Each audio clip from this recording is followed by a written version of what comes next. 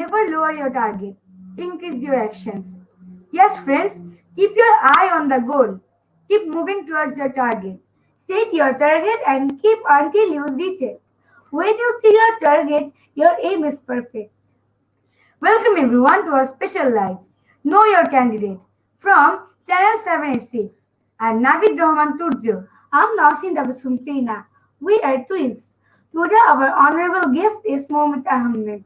Moumita Ahmed is running for City Council to bring real working class representation to City Hall. She was not born in New York, but she grew up in New York. She was born in Bangladesh. Now she is leading American Youth Society. She is our pride. Welcome to our special show. Know your candidate. How are you, ma'am? I'm doing well, and you guys can both call me Moumita. Okay, thank you. So at first we want to know about you. Can you please about yourself? Sure. Thank you. I'm so excited to be here with both of you. And I am Moumita Ahmed. I grew up in Jamaica, Queens. I went to school at PS 131. I came here with my parents from Bangladesh when I was 8 years old, with my brother, who's a year younger than me. And I have lived here for 22 years. I went to middle school at Ryan Junior High, and then I went to Bronx High School of Science. Then afterwards, I attended Stony Brook University. Um, Went in there to do pre med, but ended up doing sociology.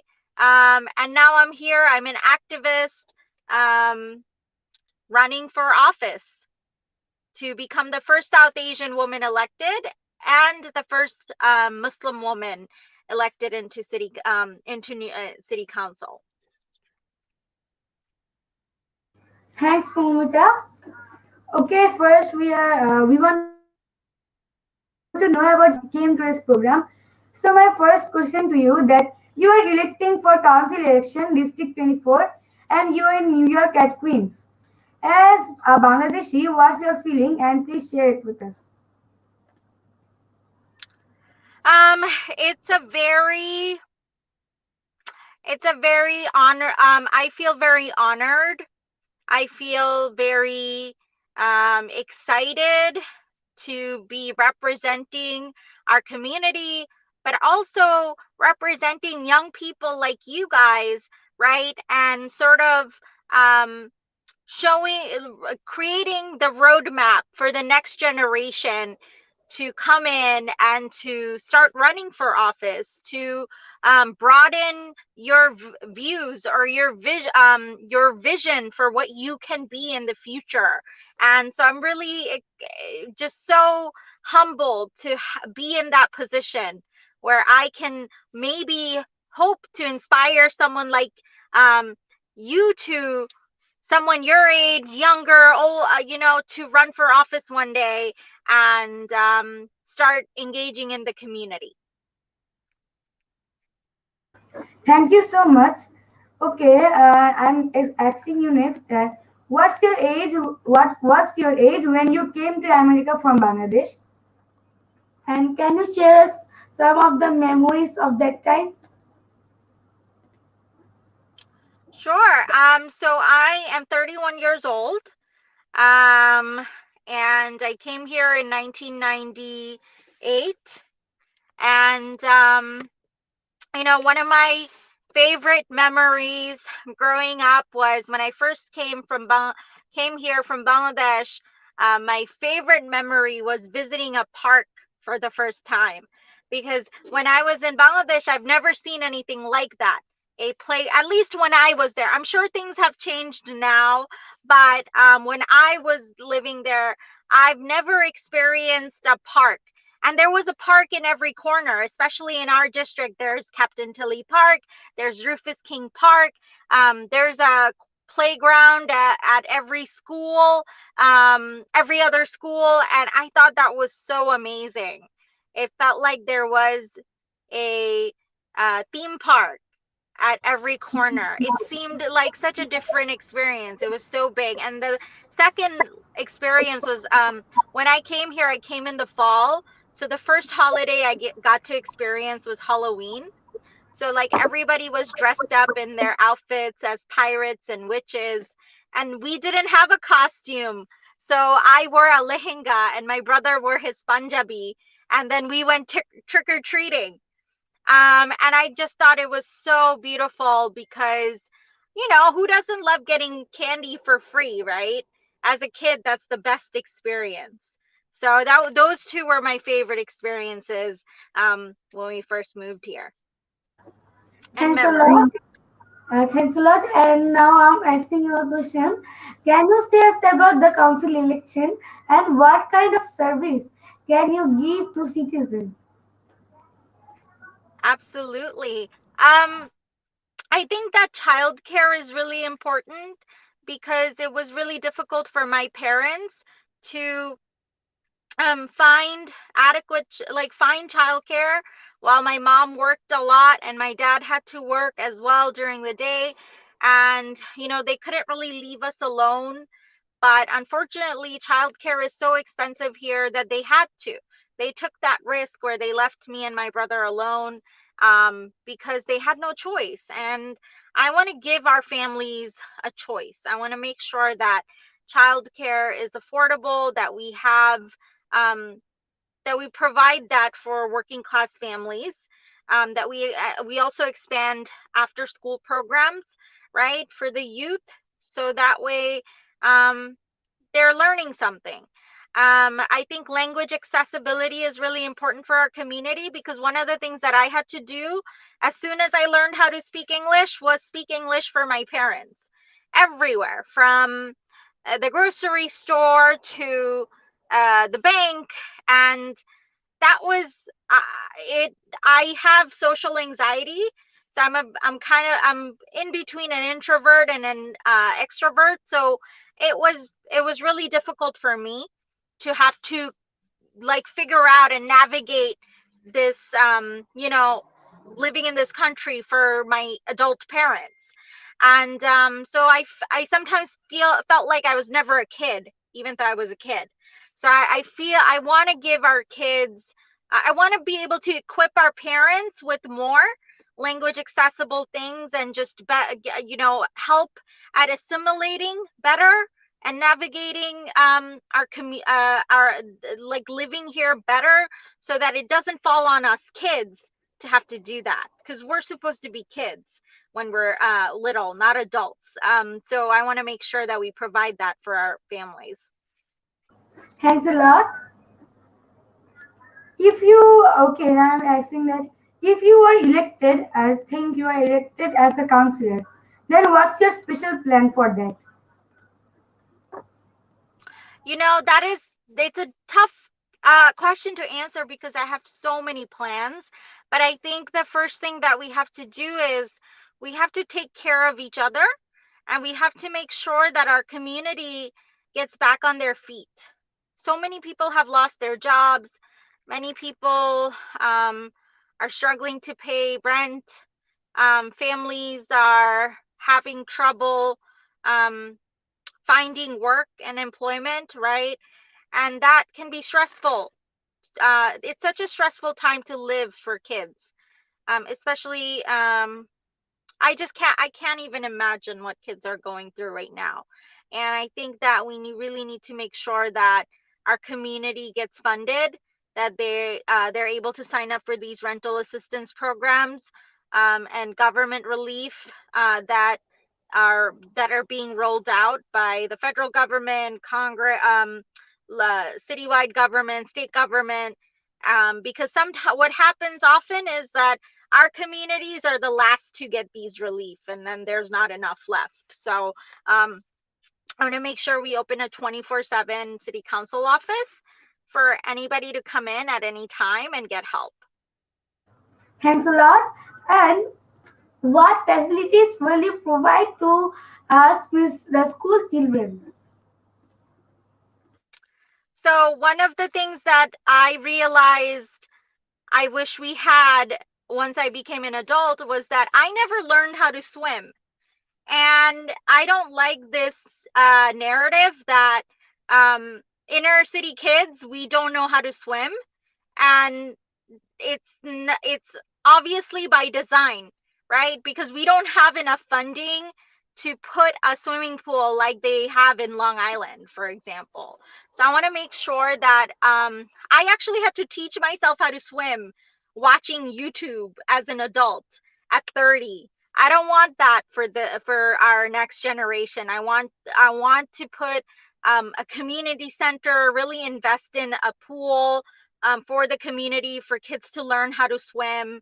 I want to make sure that um, we have indoor gyms open during the winter so that kids don't have to stay home during the winter, that they have a place to still go and play and exercise, right?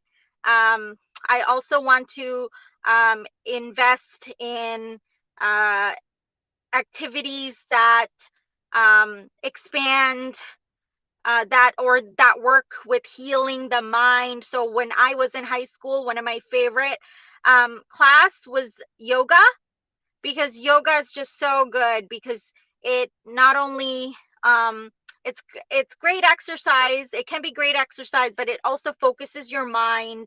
It really makes you sort of center your self, right? It's kind of and so that everything, when, because your mind with all this technology can be on constantly, and it so I think yoga is so good for mental health. So I want to make sure that kids have programs like that. Thank you so much, and it's a very great idea, very good idea for us. We are children. Thank you so much. And friends You're who welcome. is seeing our program, I'm saying that now we are going to a break, and you all please be with us and stay with Channel 786. আমি মৌমিতা আহমেদ জামেইকা থেকে city councillor হিসাবে vote প্রার্থী হয়েছি। কমিউনিটির সব ধরনের সমস্যা মোকাবিলায় আমি যথার্থ পদক্ষেপ নিব, কথা দিচ্ছি। সবার উদ্দেশ্যে একটা কথাই বলবো, চলুন সম্মানের সাথে বাঁচি, অধিকার আদায় করে বাঁচি। আপনাদের সেবাই আমার লক্ষ্য। আমি মৌমিতা আহমেদ, আপনাদেরই একজন। It's time for housing justice. It's time for us. এটা আমাদের সময়, আমাদের জন্য। জুনের 22 তারিখ আমাকে ভোট দিয়ে জয়যুক্ত করে আপনাদের সেবা করার সুযোগ দিন। We are back from a break, and everyone, welcome to our show, Know Your Candidate. And today our guest is Moumita Ahmed. And yes, we have seen in that it's our time and for us. And Moumita Ahmed, what about you to say about this? Yes, it is our time. A wise woman once said, "You can't be what you can't see." What that means is that if you can't see something, you can't be that person, right? Like, and we need to make sure that all of you can, all of our kids have someone that they could aspire to be, and um that they have representation. And so for us, when I say it's time for us, I mean that it's time for your generation, it's time for our parents' generation, it's time for people um who we've never seen sit in a council seat or an assembly seat or any sort of government position, and have the names that we have, or have the skin color that we have, or have the families that we have, or the language that we speak, right? And I think that um, but also, like, it's time for us means that working class people, people who work 14 hours a day to raise their kids, or 14 to 16 hours a day to raise their kids, people who are driving cabs and working at McDonald's, or working in retail, working really hard and difficult jobs to raise our families, that it's time for them, time for us, because I'm the children of those parents, the parents who struggled so much to get us where we are. Thank you so much. And in this video, we have seen, we have saw that seen that you are going to streets and helping people. You are giving them medical treatment. You are giving them medicines and food. How are you doing this? It's very motivational to us. Thank you so much. Um, I think public service is so important. And the way we did it was we brought together young people across our borough to come together and help the elderly, because during the pandemic, elderly people, they couldn't go outside. They were immunocompromised. But young people were less susceptible to the virus. So at that time, you know, we brought together the youth in the community to go to raise money and to go out and do groceries, grab medicine to people who really didn't have the luxury to go out and needed our help. And so we worked with churches, mosques, food pantries to deliver food, worked with government officials to provide food packages during the month of Ramadan when our community was stuck at home and couldn't go out. We helped over 500 families access weekly groceries that were ethnically appropriate, um, because sometimes in a government, like, you know, it's like it's people aren't always mindful of every different culture, religious groups, right? And Muslims in particular, like, we have to eat halal, right? Like, we have to make sure there's no pork in our in the products that we're consuming. Also, elderly people, they have dietary restrictions too. Like, they can't just eat um something with a lot of sugar or high fructose corn syrup, for example. But unfortunately, those were the things that were being fed to our seniors. And sometimes accidentally, packages meant for Muslim people, there were pork products in it. So somebody had to advocate and change that to be like, no, we need something ethnically appropriate. So we took it upon ourselves to do that work. And that's how I co-founded the Mutual Aid Network. That's what it was, just us doing this life-saving work for our community. But we didn't have funding. That was the biggest issue, which is why I'm running for city council, because with city council comes funding. We have the creativity, experience to lead a large-scale organization to help people and to also advocate properly. And budget properly. And so that's why we're running. Thanks a lot. Thank you so much, and that was a great plan. And what do you plan to do increase our health benefits? So I want to make sure that everybody has access to healthcare for free. Healthcare is a human right, right? It's sad that healthcare here in America is tied to your employment. So if you have a job, then you have healthcare, full-time job. But if you don't have a full-time job, you don't have healthcare. And that's not okay, because we are the richest country in the world. We should give everybody healthcare for free. We're the only nation in the entire planet that don't have healthcare. And we also have a large Bangladeshi community. Majority of us are not full-time workers. We're part-timers, or we're independent contractors working as a cabbie, or like a Uber driver or a Lyft driver, right? And people like who do that don't have access to healthcare. That means their families don't have access to healthcare. So one of the things we have in New York City is New York City Care.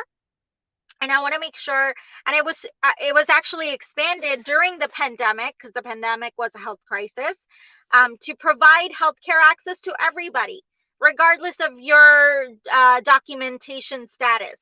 And so I want to keep that. I want to make sure that stays, and I want to work with legislators in Albany to help pass the New York Health Act, which would guarantee healthcare for everybody for free.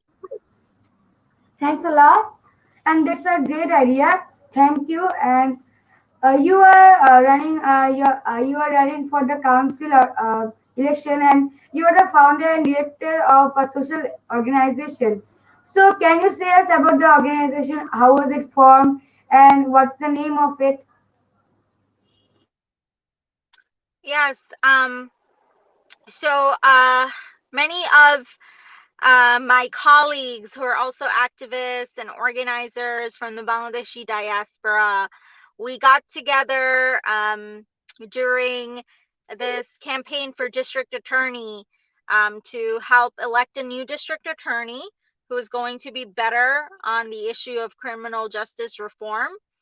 And we got together, and after the campaign ended, we ended up forming a organization called Bangladeshi Americans for Political Progress, and they are essentially, it's a organization for young people, but it's intergenerational. But a lot of us are younger, and we are trying to organize a 400,000 Bangladeshi voting bloc so that we vote together for working class Bangladeshi people and engage the youth in um, running for things like county committee, district leader, city council, all kinds of office, and just sort of and advance the agenda of working class people. Aside from that, I also worked for Common Cause, a nonprofit and good government group that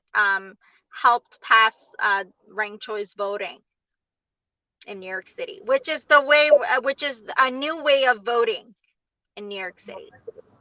Thanks a lot. And what do you think about the American new generation? What do you think about it? I love the new generation. I think that you are the future. I wish I was born a little later because I feel so much closer to the new generation than my own generation. And I really loved how politically active you all are and how intelligent you are, how kind and compassionate you are, especially about our planet, about coming together, and how just socially conscious and um and motivated you are to see the world, to transform this world, and you're fearless, and that is what we want. We want a generation on fire, generation that's moving and getting it done, getting done things that we failed to do. And you deserve all everything. You deserve somebody who will fight for you so that you don't have to work so hard, because you are inheriting so much that needs to be fixed. And I promise to do everything to make it easier for you. Thanks a lot. And you are an icon, we know it. You are very best of all us. Okay, Oh, you thank are you. welcome. Okay, you are doing many things. You are doing social work, and now you are electing for a counselor. So, on it, what's your inspiration? From whom do you get this inspiration? um I it's tough to say. I have so many people who inspire me. Um, my mother really inspires me because I know it's cliche, but your moms are the best. What can I say? And she really inspires me because she works so hard her whole life so that I could be where I am. And, everything I do for my parents. The platform that I have, the advocacy work that I do it for them because my mom worked in a fast food restaurant. She still does, and my dad works at a factory packaging medicine. They both work minimum wage jobs, and I think they did a really good. And Bangladeshis all over New York City work so hard. They're just like my parents, and they work so hard just to get their kids to have a better life than theirs, and they give up everything for that. I remember my mom didn't eat for days just so that I could have, or that I could go to Bronx Science, that they could pay for the $1,000 a month, which it costs to get a bus to take us to school. And so these are the sacrifices that our parents are making. However, it's getting so hard, so difficult for kids nowadays, even with a good degree, to find work, to get a good job because the economy is so bad, or for families to own a home or hope to own a home one day. So everything I do for my parents, and they really inspire me. Aside from that, I'm a big fan of Senator Bernie Sanders.